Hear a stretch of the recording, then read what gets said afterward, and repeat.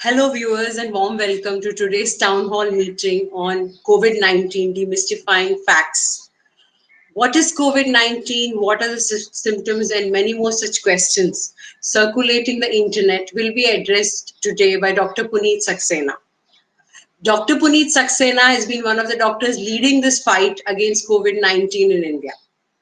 Dr. Saxena is a senior professor and unit head medicine at SMS Medical College, Jaipur.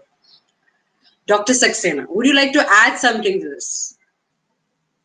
Good evening, everybody. And I am working as a senior professor in Department of Medicine at SMS Medical College and Hospital, Jaipur, which is a apex center for the state for handling COVID-19 suspects and diagnosed patients.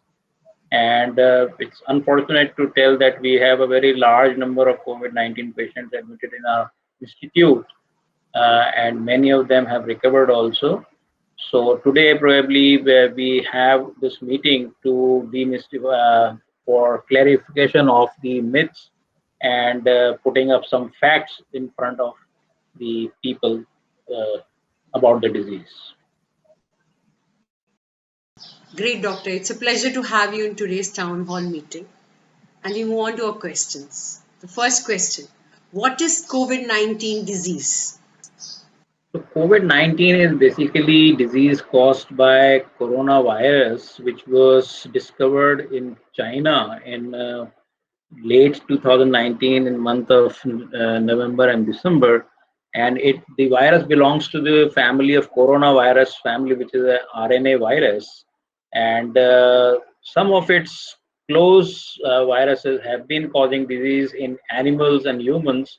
And I think many of you must have heard about the SARS and the Middle East Respiratory Syndrome, which was caused by the viruses resembling or belonging to this coronavirus family.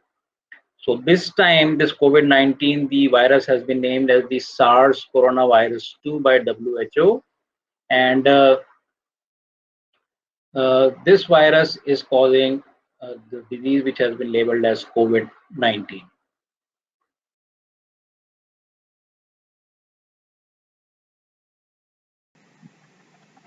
I'm sure now there's a lot of clarity on this. The second question that we have is: what are the symptoms of COVID 19? So see, this COVID-19 is basically a viral disease, and it manifests as, or the presenting symptoms in majority are fever, tiredness, body aches, dry cough, running nose, sneezing, sore throat, and cough. In many of the patients, the disease can be asymptomatic also, where the patient who is infected with the virus will not show any symptom. Or these symptoms can be present in the combinations. So somebody can have only fever and cough, somebody can have maybe running nose or cough. But if the disease is severe or if it progresses over the days, then the symptoms can worsen and it can lead to breathlessness, difficulty in breathing, and maybe other manifestation and complications like organ failures, and that kind of thing can come up. But it is important to know that majority of the people, say 80 to 85% of the people, will recover on their own and will have only minor symptoms. It is only, say, around 1 in 6 or 1 in 7 people will have symptoms which needs attention, and only few of them, say out of 100, 10 to 15% will require medical attention and maybe admission to the hospital. And as you have seen the global data, that only 7 to 8% or maybe 10% become critically ill. Now, the older people and those who have underlying problems, comorbid illnesses like hypertension, diabetes, heart disease, or lung disease, so these are the people who will become more symptomatic, or maybe you can say more seriously ill as compared to the healthy and the younger population.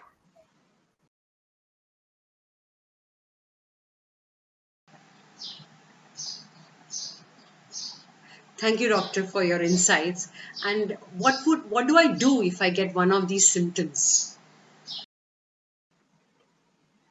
So look, in the present scenario, if somebody is presenting with the symptoms which we have already discussed, then the first thing to do is to isolate himself or herself immediately, even if you are at home or office or wherever, and follow a principle of social distancing and personal hygiene immediately. So one can isolate, one can use face and nasal masks, and one should avoid crowded places or sitting with other healthy people. Then one should seek medical advice immediately, which can be done on phone also if the symptoms are very mild and in the initial phase. And if the doctor feels that you need some diagnostic tests or you need some medications, then the patient can be called to the medical center also for diagnostic and therapeutic purposes. Otherwise, simple measures at home like washing hands, not touching anywhere, not coughing or sneezing in the open space, drinking plenty of warm and lukewarm water and hot beverages, avoiding drinking and eating cold things. So, these are the simple measures one can do when one is symptomatic.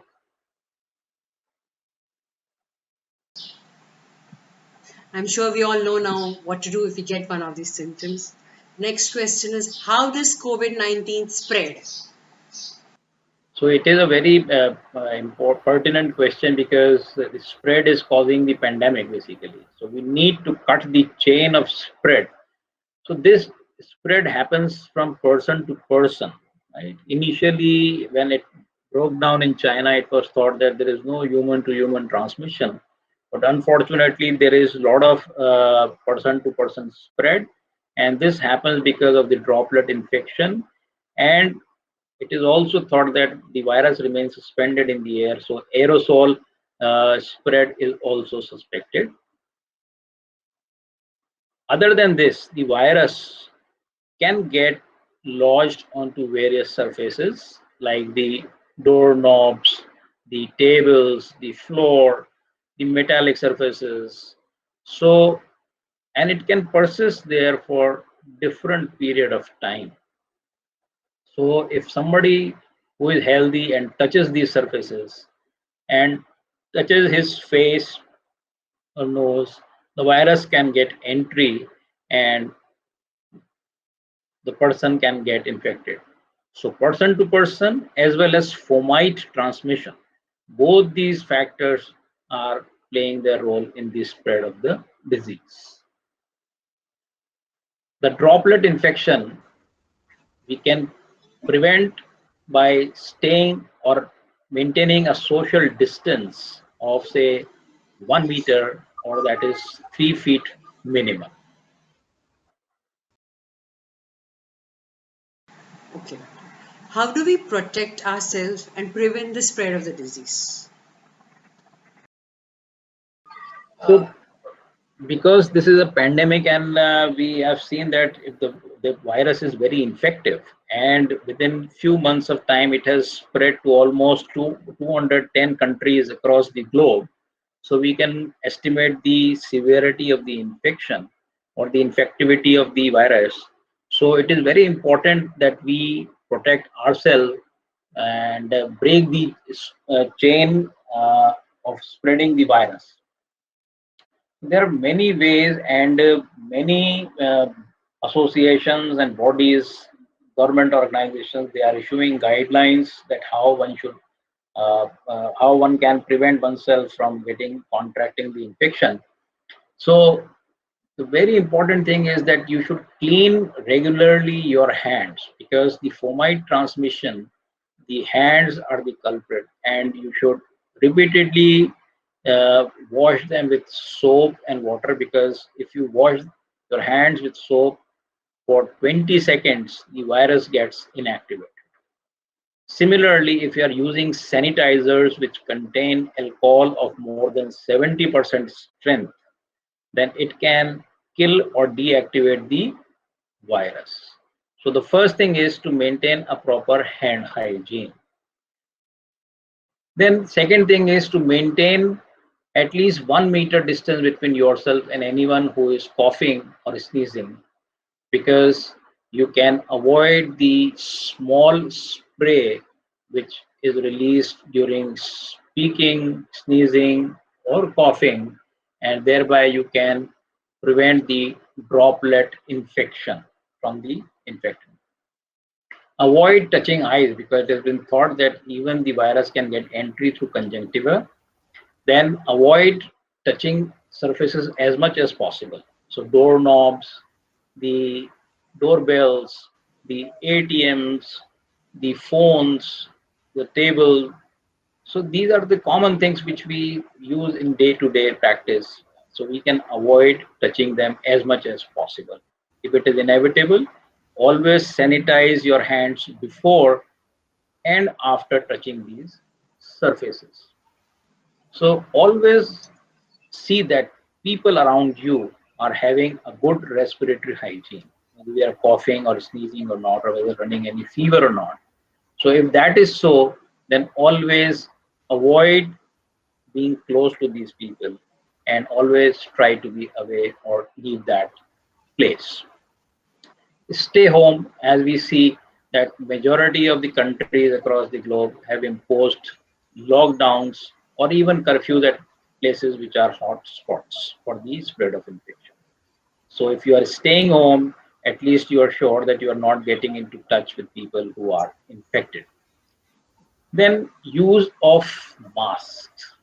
If you are moving out, or then you can use simple masks made of cloth. And if you feel that you are moving to a high danger zone, then probably you can use a triple layered medical mask also. There are different kind of masks which are available, and people are worried that which kind of mask they should use.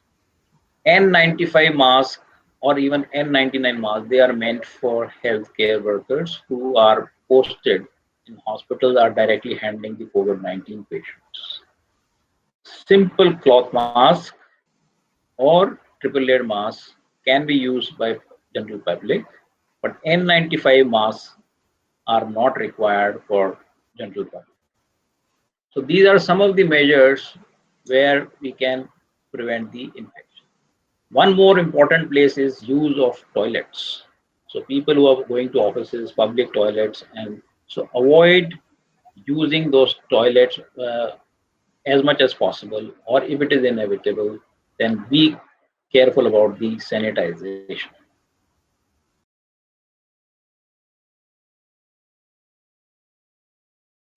Doctor, are hypertensives and patients of diabetes at increased risk of coronavirus infection?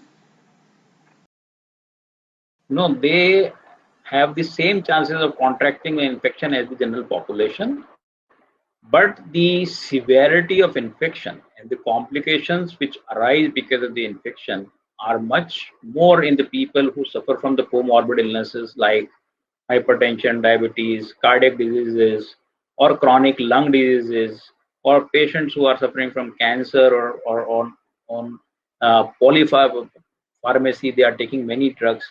So the complications are much more, whereas the chances of contracting infection is as good as anybody else in the general population.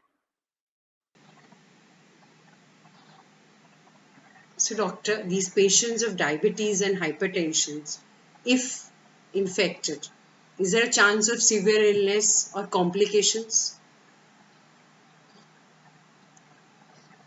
Yes, the complications are much more, and the seriousness of the disease is much higher in these patients who suffer from hypertension and diabetes. And as we have analyzed the data of the patients who have suffered COVID 19 across the globe, then it has clearly shown that the mortality rates are almost 3 to 4 times in the people who suffer from these comorbid illnesses. And it is unfortunate that these diseases are more common in the elderly population. So age itself poses more risk. And on top of it, if these people are suffering from comorbid illnesses like diabetes and other things, then it becomes much more grim.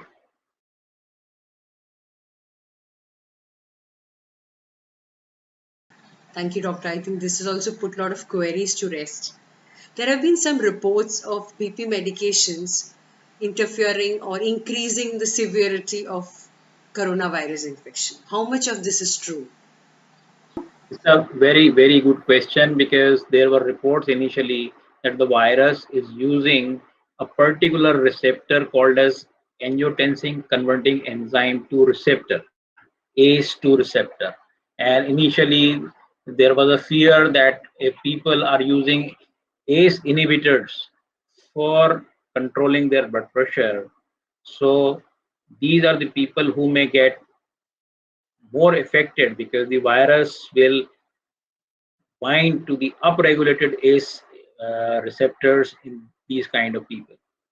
But let me tell you here that all the associations, whether it is the uh, European Society for Hypertension, or whether it's the American Society or the NICE guidelines, or all of them have studied this and have advocated that people need not worry about this thing and they should continue ACE inhibitors without any fear. There is no disadvantage of ACE inhibitors in such kind of patients. The more important thing is to keep your blood pressure under control.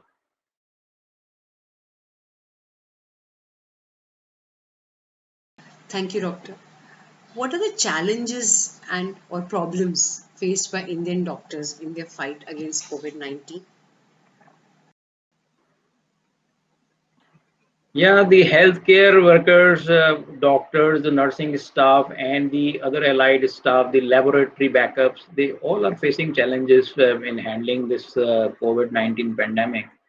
And as we have discussed, that the disease is very highly infectious.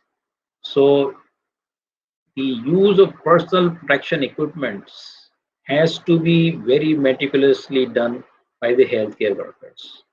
And we have seen that in various countries, a large number of healthcare workers, including the doctors and the nursing staff and the other people who are supporting the hospitals, they have got infected, and some of them have even lost their lives also. So the best thing is to use the personal protection equipment in a proper protocol as advocated by most of the guidelines. This is also true that there is deficiency of PPE globally, and as everybody is hearing news that the PPE kits are being manufactured at a very high pace to meet the demands, and same thing is happening for the masks, also the N95 mask, which is required by the healthcare workers.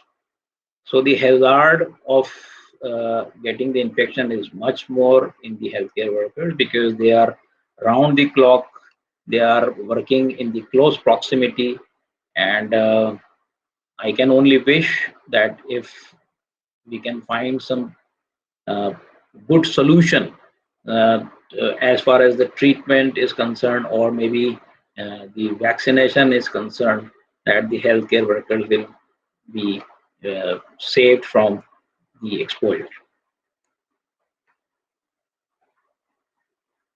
There seems to be a very tough job in their hands. Thank you, doctor. And a question in the minds of most of the people: how long does the virus survive on the surface? Yeah, there are different reports about the same, and it has been shown that in the air it can, as an aerosol, it can survive for 3 hours, and at the max it can survive up to 72 hours on the plastics. And if you talk about the metals, so say copper or steel or that kind of metals, so from few hours, say maybe 6 hours to 12 hours, it can survive on those kind of surfaces. So it's different on different surfaces, but normally as an aerosol, which is the most dangerous thing because it person can breathe in the infection, the virus remains suspended for almost 3 hours, and it can remain on plastic surfaces for maximum 72 hours. Very good thing is that if you leave the surfaces untouched, even if the virus is there, it gets disintegrated on its own. So if you think that the surfaces are infected, either clean them or sanitize them, or don't touch them at all. Even if the virus is present, it will disintegrate and die on its own.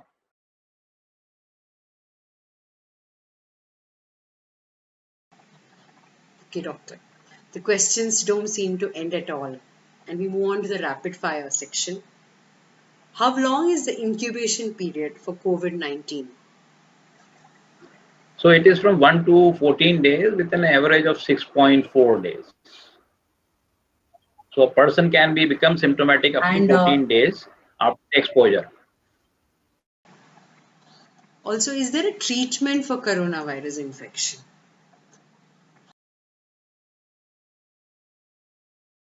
So there are many treatments going on, but there is no directly proven treatment, and various drugs have been used. But as of now, trials are going on for a definitive treatment. And doctor, does warmer weather, especially in India, curb the spread of the infection? It has been postulated, as for other viruses also, that with rise in temperature, the infection should die down. But it's only time will tell us because there are various reports, some of which say that virus is resistant to heat also, and it will get disintegrated after 56 degrees or maybe 70 degrees. But there are few studies from China where the virus was there, and it was shown that with every Infection. increase in 1 degree of temperature, Thank you so the much, doctor. infection rate declined. Also, does what are the precautions that one should take while stepping out, especially to buy out some essentials? Yeah, as we have discussed, that social distancing is much. So don't go where other people are standing. Maintain a distance of at least 1 meter or 3 feet. Always cover your nose and mouth with a simple cloth mask, or if you have a triple layered mask, you can use that. Whatever essentials, grocery, or other things you are bringing in home, always wash them or sanitize them with the approved materials, and keep washing your hands after going out. Lastly, doctor, there are many questions circulating the internet about the situation post COVID 19 and how different the world would be once the pandemic ends. So I'm not sure that how long will the pandemic last and when the lockdowns will be lifted completely, but definitely it has hit the psyche of the people regarding the spread of infection, and I think the crowding, people will be wary of getting into crowd, and people will think about the more of personal hygiene and sending their kids to schools because people will be afraid. Plus, there will be a huge economic setback because of the lockdowns and because of the less work and transit and travel across the globe. So, which we are already seeing. So, I just wish that this pandemic gets over as early as possible for restoration of the health, the mental psyche, and the economy of all the nations and the globe.